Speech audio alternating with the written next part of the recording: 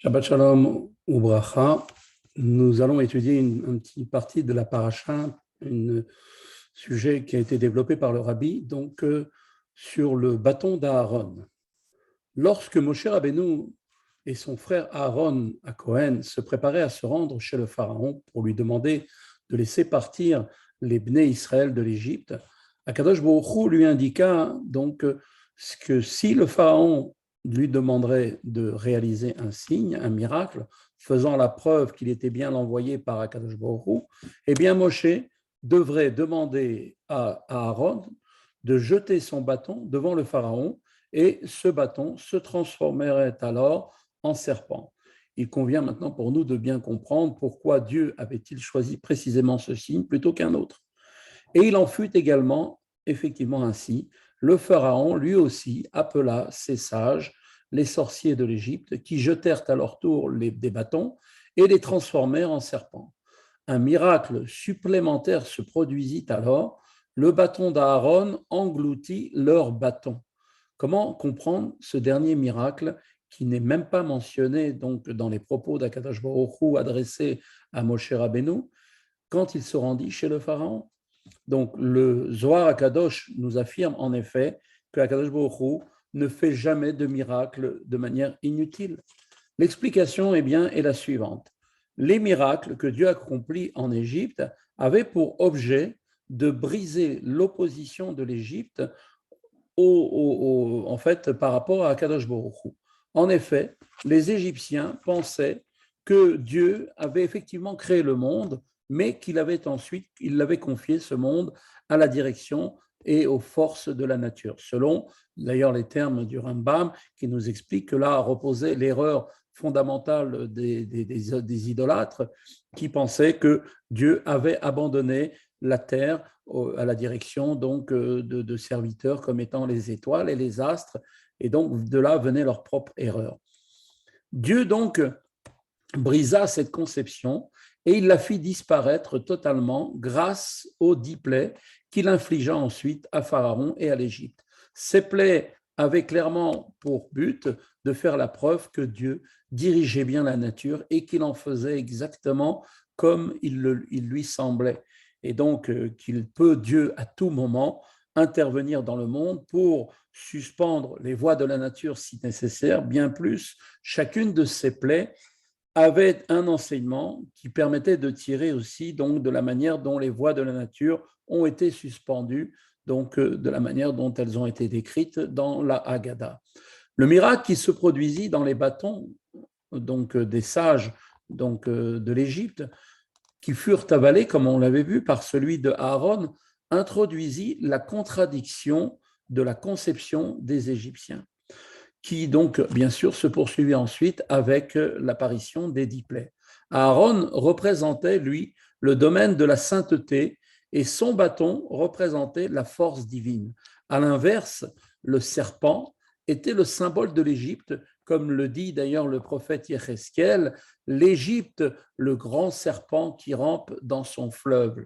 Le Nil ayant une forme d'un serpent, donc fleuve qui faisait donc toute la richesse de l'Égypte, car ces crues irriguaient donc les champs dans un pays où il ne pleut jamais, était effectivement adoré en tant que dieu d'Égypte.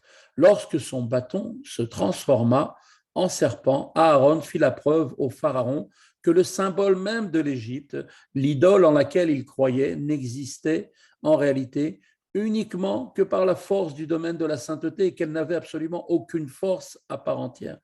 Pour répondre à Aaron, le pharaon convoqua lui aussi les magiciens de l'Égypte qui transformèrent également leur bâton en serpent. De la sorte, ceux-ci ont essayé de démontrer que l'Égypte possédait elle aussi ses propres forces indépendantes de celles du domaine de la sainteté. Et c'est ainsi que le pharaon proclamait « Mon fleuve m'appartient et je me suis fait moi-même », car il se prenait pour un dieu. Akadosh Baruch Hu leur répondit alors par le miracle du bâton d'Aaron qui engloutit les leurs. Le bâton d'Aaron engloutit ceux des sorciers d'Égypte après être redevenu lui-même un bâton. De la sorte, Dieu fit la preuve que eux, les Égyptiens, ne possédaient aucun pouvoir par eux-mêmes et qu'ils, en fait, les dominaient pleinement et totalement. C'est de cette façon que fut brisée la notion fondamentale de cette conception de l'Égypte, selon laquelle ils pensaient posséder une force propre, indépendante de celle de Dieu. Par la suite, il y eut donc les 10 plaies qui firent d'eux-mêmes pour les détails et les aspects spécifiques, donc chacune une mission avec un but bien précis qui était donc de briser totalement l'impureté de l'Égypte. Quand tout cela fut brisé, à ce moment-là, les Béné Israël étaient enfin prêts à pouvoir quitter l'Égypte.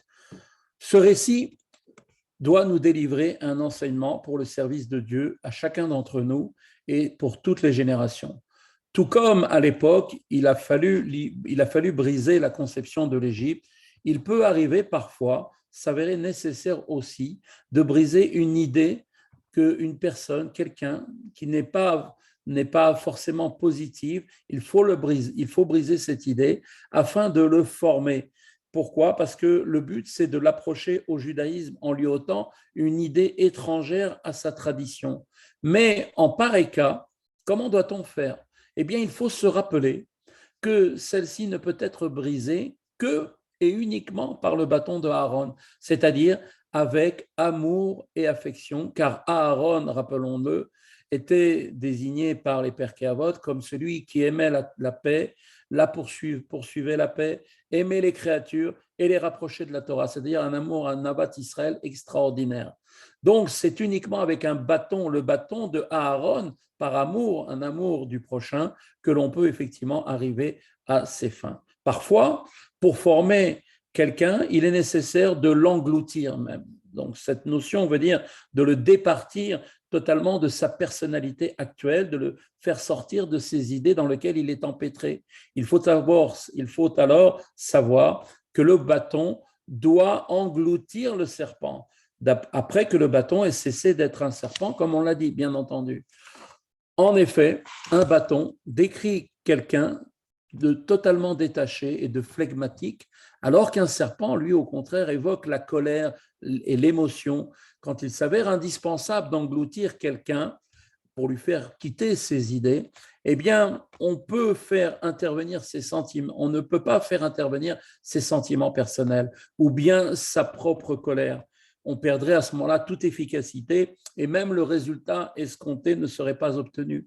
Il faut bien au contraire le faire avec détachement et flegme, car chaque fois qu'une attitude a été employée par la rigueur, elle doit être adaptée envers son prochain. On doit le faire avec mesure et ne pas aller au-delà de ce qui est nécessaire et avoir bien sûr à l'esprit toujours de garder cette notion de Ahavat Israël. Et c'est par cette Ahavat Israël que nous aussi, nous allons sortir d'exil et que Akadosh Baruch Hu va déclencher pour nous donc la fin de cette situation qui va nous amener directement à la lumière extraordinaire de la venue du Mashiach et de la reconstruction du troisième Beth Amikdash. À tous, Shabbat Shalom, des bonnes nouvelles et une bonne santé pour tous.